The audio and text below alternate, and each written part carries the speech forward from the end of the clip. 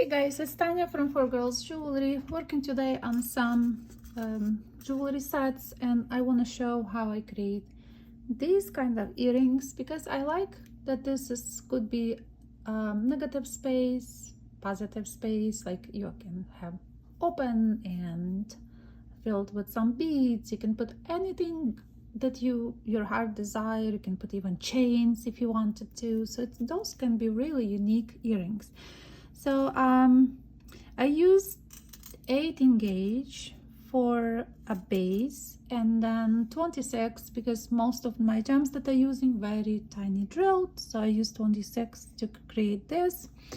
Here is the second pair I'm working on, and I thought I will quickly make a tutorial how to do that because you can actually, I'm sorry if they're falling, so you can actually build more frames with the thicker wire. This one is labradorite, they drilled better, so I used 24 gauge for that.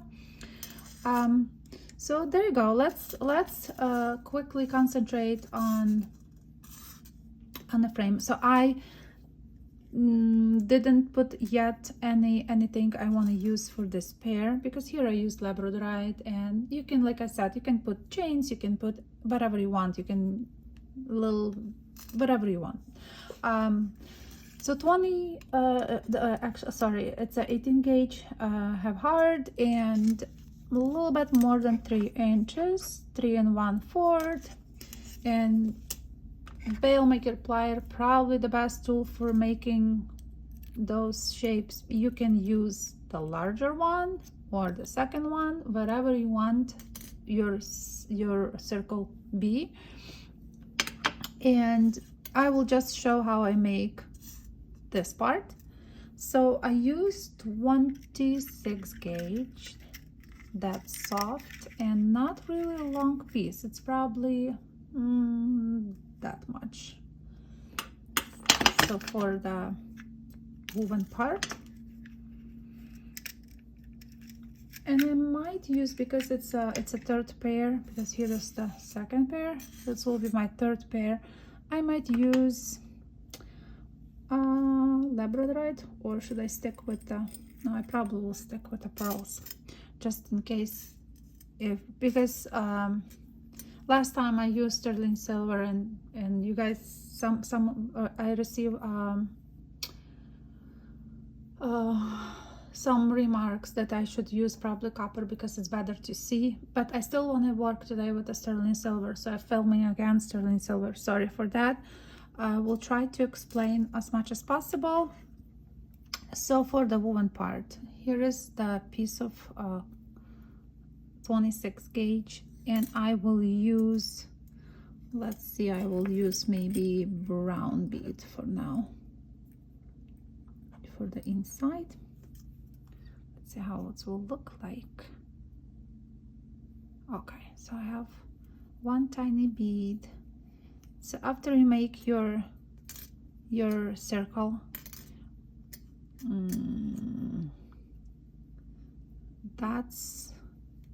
I'll put my bead in the middle, but instead of wrapping this way, we wrap inside. So you make a few wraps inside, 1, 2, that's it, more than enough, and the same on other side. So you go inside, closer to your stick, 1, 2. Oh wait, the tiny space, right? Yeah. So because I use this side, so that's how I create the frame. Actually, hold it, and you definitely need to file. So I want to just have them two. I like to make 2 pairs, so I will know that they're exactly the same. So this will be my second one. And after you're done with that, file the end, wrap it completely, put your little bit inside, and there we go. Going to make a beautiful component on top of your circle. So we put one bead. Where's the drill hole? That's the thing. Sometimes too hard to figure it out. And we have two legs here, so I will use this one for now, and I wrap it once, put the other bead. You can, guys, make beautiful pieces with this technique. You can, instead of building up, you can reverse it, build it down. Okay, so here we go. Just attach like this. We do exactly same on the other side.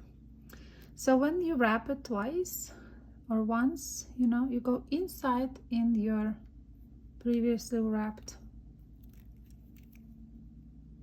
and then when they turn like this, you later will navigate them because it's a flat side of the pearls.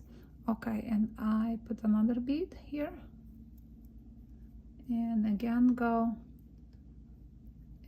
inside,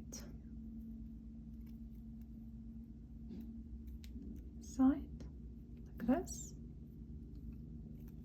One more.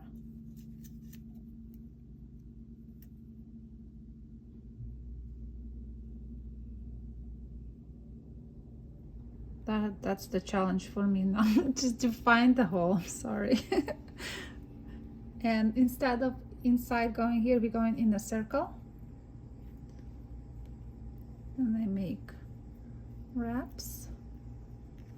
Then we go back again here,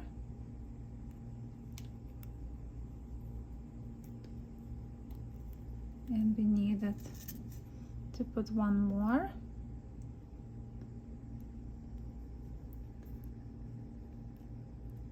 From here we're going to go inside here. Hope you see it, right? It's inside here. And this need to go up like this. And one more bead.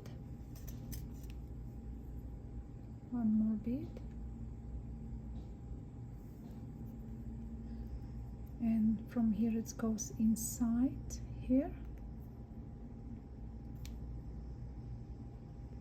It's like stitching to the frame.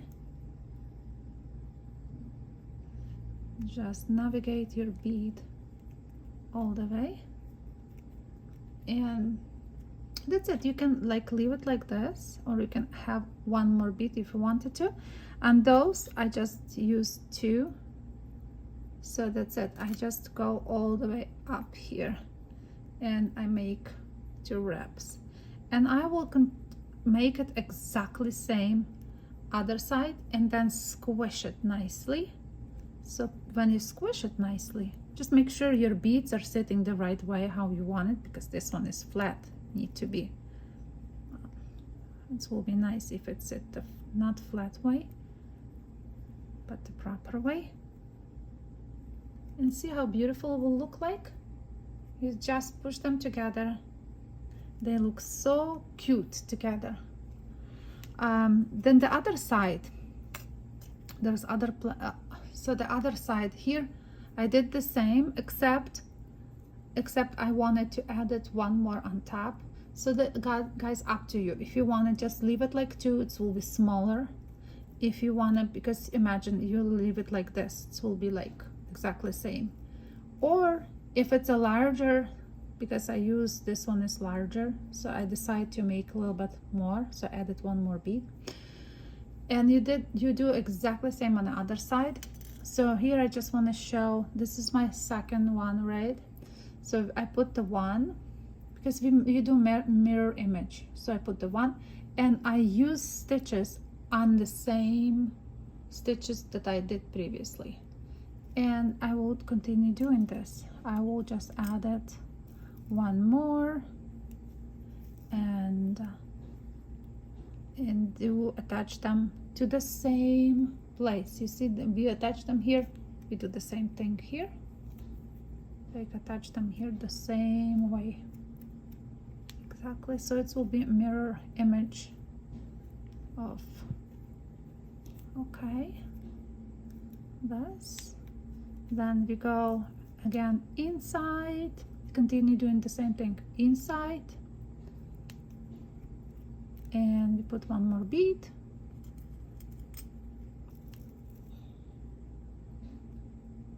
And you keep building your piece here, going inside,